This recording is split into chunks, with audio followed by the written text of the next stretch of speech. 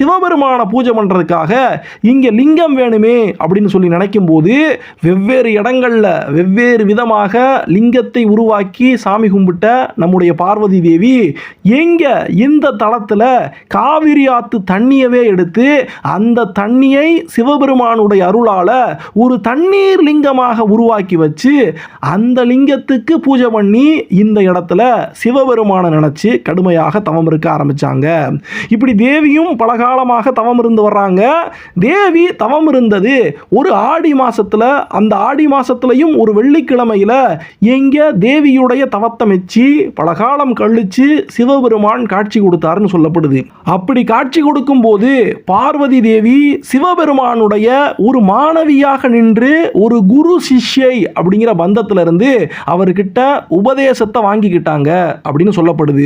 இதுல என்ன அந்த ஞான உபதேசம் அப்படின்னு கேட்கும்போது ஒரு கருத்தானது சொல்லப்படுது. அது என்னன்னா, மனித உயிர்களானது போகத்தில் இருக்கும் போதே யோகத்தை அடைவதற்கான வழியை தேடணும் அப்படின்னு சிவபெருமான் சொல்லியிருக்காரு. அதாவது இந்த குடும்ப வாழ்க்கையில இந்த இல்வாழ்க்கையில இருக்கும் போதே கடைசியாக யோக நிலைமைக்கு போய் சேரணும் அப்படிங்கிற தெளிவானது இந்த உயிர்களுக்கெல்லாம் இருக்கணும் அப்படின்னு சிவபெருமான் நினைச்சிருக்காரு.